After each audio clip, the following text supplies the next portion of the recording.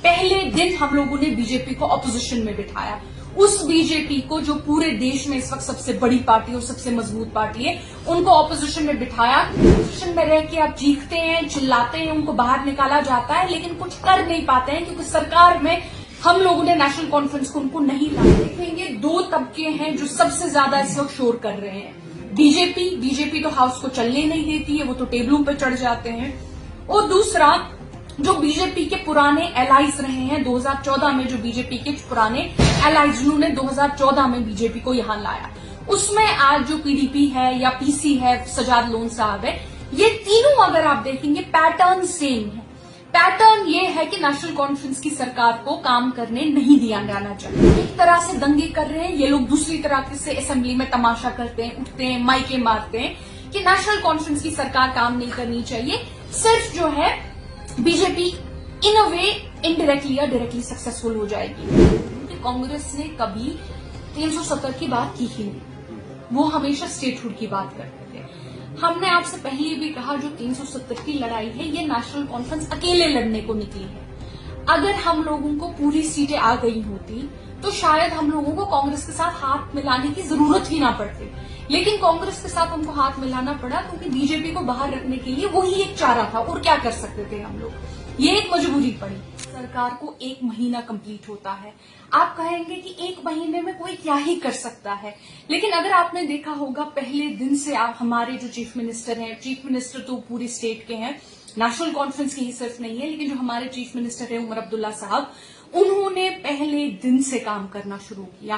पहले दिन उन्होंने पहले एक अलग से रेजोल्यूशन कैबिनेट का पास किया जो हमारे जमीनी कानून के लिए और जो हमारे शिनाख्त के कानून के लिए काफी जरूरी था, उसको उठा के दिल्ली लिया गया। उसके बाद दूसरा रेजोल्यूशन, जिस रेजोल्यूशन का वादा हम लोगों ने अपने मैनिफेस्टो में किया था, वो रेजोल्यूशन 370 पे पास किया गया, डिस्पाइट द फैक्ट कि जिन लोगों ने यहां पे बीजेपी को लाया, जिन लोगों ने यहां जम्मू और कश्मीर में बीजेपी को पनाह दी और यहां सरकार में बिठाया, उन्होंने बहुत शोर मचाया कि इस रेजोल्यूशन में नून नुक्ता निकालने की कोशिश की। अब जी ये लफ्ज नहीं है, अब जी ये कॉमा नहीं है, इसको वापस लीजिए। मुझे नहीं पता कहां से डायरेक्शन आ रही थी कि इस रेजोल्यूशन को वापस लीजिए, लेकिन हमने वो रेजोल्यूशन वापस नहीं ली। जहां तक ये आपको याद होगा कि हमने डेवलपमेंट, हमने डिग्निटी की बात की थी। ये डिग्निटी के जो डिग्निटी का साइड है उसके उस साइड पे ये काम हम लोगों ने किए। एक और वादा हमने आप लोगों से किया था, आपको याद होगा, हम बार बार कहते थे कि हमें 2 सीटें कम हो, हमें 10 सीटें कम हो, हमें 50 सीटें कम हो, हम बीजेपी के साथ हाथ नहीं मिलाएंगे। ये वादा हम लोगों ने बार बार आप लोगों से किया था। पहले दिन हम लोगों ने बीजेपी को ऑपोजिशन में बिठाया। उस बीजेपी को जो पूरे देश में इस वक्त सबसे बड़ी पार्टी और सबसे मजबूत पार्टी है, उनको ऑपोजिशन में बिठाया। वो ऑपोजिशन में रह के आप चीखते हैं, चिल्लाते हैं, उनको बाहर निकाला जाता है, लेकिन कुछ कर नहीं पाते हैं क्योंकि सरकार में हम लोगों ने नेशनल कॉन्फ्रेंस को उनको नहीं लाया, डिस्पाइट द फैक्ट कि नेशनल कॉन्फ्रेंस को कुछ सीटें कम पड़ गई थी। हमने इंडिपेंडेंटों के साथ हाथ मिलाया, कांग्रेस के साथ हाथ मिलाया, लेकिन बीजेपी को बाहर रखा। वो भी हम लोगों ने अपना एक वादा पूरा किया। जहां तक डिग्निटी की बात आती है, आप लोगों को याद होगा हमने प्रॉमिस किया था अपने मैनिफेस्टो में कि हम जो ये बच्चों का ये सेशन इन्होंने चेंज किया है, ये चेंज करेंगे। हमने इमीडिएटली वापस अक्टूबर नवंबर सेशन जो है उसको बच्चों के लिए रेस्टोर कर लिया। पूरे कश्मीर के बच्चों को इससे बहुत ज्यादा राहत मिली। हमने प्रॉमिस किया था आप लोगों से कि जो रिक्रूटमेंट होगी उसमें एज रिलैक्सेशन हम देंगे, क्योंकि जो 32 का एज है ये बहुत अनफेयर है, स्पेशली जम्मू और कश्मीर के लोगों के लिए। हमने केएएस में रिलैक्सेशन दी।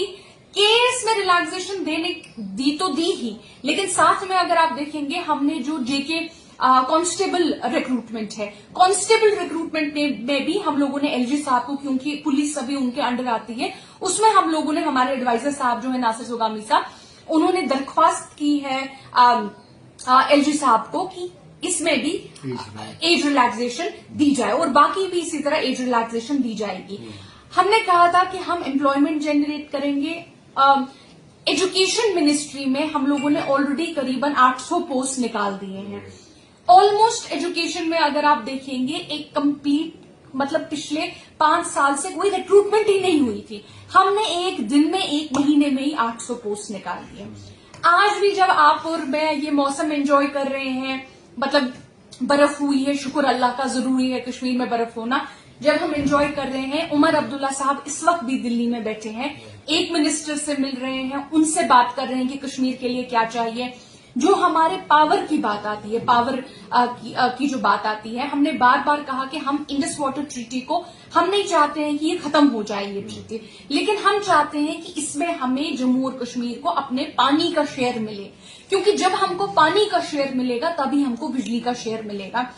उस पे अगर आप देखेंगे, ये भी हमारे मैनिफेस्टो में लिखा था और हमने वादा किया था कि इसके लिए जो लड़ाई लड़नी पड़ेगी, चाहे एडवोकेसी के जरिए, चाहे लीगल लड़ाई लड़नी पड़ेगी, वो हमने लड़ाई लड़ ली है।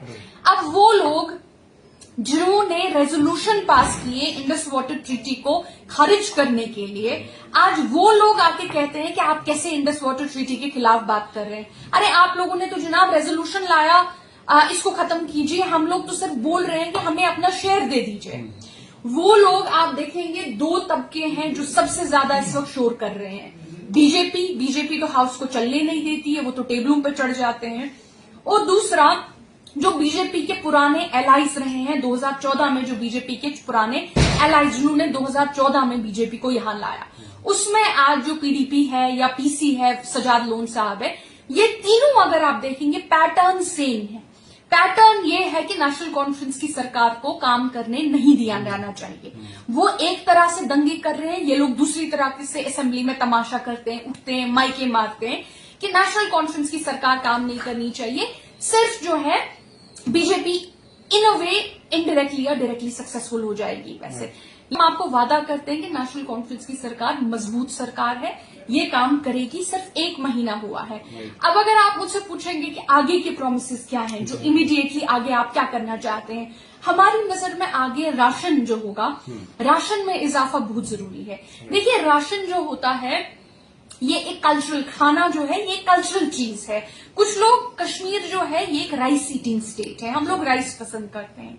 इसमें आप लोगों ने गरीबों को 10 किलो चावल दे दिया है एक आदमी को। उसमें 10 किलो में वो क्या खाएगा? 10 किलो इज नॉट, क्योंकि कल्चरली अप्रोप्रिएट है नहीं, वो मोर और लेस सिर्फ राइस ही खा रहा है। तो इस तरह से राइस को बढ़ाना, केरोसिन को जो बंद किया गया है उसमें देखना कि कैसे उसको चेंज किया जाएगा, बिजली में इजाफा और बिजली में जो पानी की जो बिजली बिल होगी, इन चीजों पे जो है आगे इमीडिएट डिसीजंस जो अगले 2-3 महीने में होंगे वो रिलेटेड टू दिस। बिजली का आपको याद होगा, हम तो बिजली में काफी ज्यादा इजाफा करने की सोच रहे हैं। इजाफा कैसे करेंगे? जब हम बिजली सेंट्रल गवर्नमेंट से वापस लेंगे। जब आपके पास बिजली सेंट्रल गवर्नमेंट से वापस आएगी, आपकी बिजली ऑलरेडी सस्ती हो जाएगी। क्योंकि अभी जब आपकी बिजली महंगी है, क्योंकि आपके पास बहुत सिलेक्टेड, बहुत लिमिटेड है, उसमें डिमांड बहुत ज्यादा है, वो आपकी एनीवे बिजली जो है काफी सस्ती हो जाएगी। और उसमें जो हम लोगों ने सब्सिडाइज बिजली देने का वादा किया है, उसमें किन लोगों को दी जाएगी, किस तरह से दी जाएगी, कब दी जाएगी, वो डिसीजन अभी लेना बाकी है। लेकिन जो सब्सिडाइज बिजली का वादा है वो भी इंशाल्लाह नेशनल कॉन्फ्रेंस अगले 2-3 महीने में पूरा करेगी। जहां तक कांग्रेस की बात आती है, मैं आपको पहले से बोल दूं कि कांग्रेस ने कभी 370 की बात की ही नहीं। वो हमेशा स्टेटहुड की बात करते थे। हमने आपसे पहले भी कहा, जो 370 की लड़ाई है ये नेशनल कॉन्फ्रेंस अकेले लड़ने को निकली है। अगर हम लोगों को पूरी सीटें आ गई होती तो शायद हम लोगों को कांग्रेस के साथ हाथ मिलाने की जरूरत ही ना पड़ती। लेकिन कांग्रेस के साथ हमको हाथ मिलाना पड़ा क्योंकि बीजेपी को बाहर रखने के लिए वही एक चारा था, और क्या कर सकते थे हम लोग, ये एक मजबूरी पड़ी। लेकिन उनका अपना आइडियोलॉजिकल स्टैंड है, हमारा अपना आइडियोलॉजिकल स्टैंड है। ये लड़ाई मैं आप जम्मू और कश्मीर के लोगों को कहना चाहती हूँ कि इस लड़ाई में आपके और हमारे साथ और कोई नहीं है, कोई पॉलिटिकल पार्टी नहीं है, कोई पॉलिटिकल पार्टी अपने हाथ नहीं जलाएगी। अगर ये लड़ाई किसी को लड़नी है, ये आपको, हमें और नेशनल कॉन्फ्रेंस को मिलकर लड़नी है। और इसमें कांग्रेस क्या कहती है, बीजेपी कह रही है कि 370 पे को हम लाएंगे नहीं, वो बहुत शोर मचा रहे हैं कि 370 का रेजोल्यूशन क्यों पास किया गया। कुछ पॉलिटिकल पार्टीज उनकी पुरानी अलग राग अलाप रही है। द रियलिटी इसकी, अगर इस चीज का रेजोल्यूशन होगा, हिस्टोरिकल रिकॉर्ड होगा, कुछ भी होगा, वो उम्मीद अगर आप लोगों को उसी से रखनी है, अल्लाह से रखनी है और अपनी पॉलिटिकल पार्टी नेशनल कॉन्फ्रेंस से रखनी है। वेरी इम्पोर्टेंट, क्योंकि आपने रेजोल्यूशन की बात, क्योंकि आपको याद होगा नेशनल कॉन्फ्रेंस ने एक ऑटोनॉमी रेजोल्यूशन भी पास किया था 2000 में। उसमें ऑटोनॉमी रेजोल्यूशन में क्लियरली लिखा गया था हमें ऑटोनॉमी चाहिए, लेकिन इस वाले रेजोल्यूशन में हमने एक चीज ये की है कि हमने डायलॉग की बात की है। हमने कहा है कि इस पे आपको हम लोगों को इख्तिलाफ हो सकते हैं, लेकिन चलिए डायलॉग करते हैं, चलिए एक बातचीत का सिलसिला शुरू करते हैं। तो वो एक स्टेप से हमें उम्मीद मिलती है कि एक डायलॉग शुरू होगा, क्योंकि देखिए ये नेशनल कॉन्फ्रेंस ने रेजोल्यूशन पास नहीं किया है, ये जम्मू और कश्मीर के इलेक्टेड रिप्रेजेंटेटिव्स ने ये रेजोल्यूशन पास किया है। उस पर हमें एक उम्मीद है कि डायलॉग इंशाल्लाह आगे होगा। एक हिस्टोरिकल, पहले तो हमारे पास एक हिस्टोरिकल रिकॉर्ड है। कल को जो 50 साल 100 साल बाद हमारे बच्चे, हमारी आने वाले नस्लें हिस्ट्री और तारीख को देखेंगी, कम से कम उनको पता तो चलेगा कि जम्मू और कश्मीर की आवाम चाहती क्या थी। कम से कम पता तो चलेगा कि इनके साथ जो 5 अगस्त 2019 को वो गलत हुआ, वो इनकी मर्जी के खिलाफ हुआ।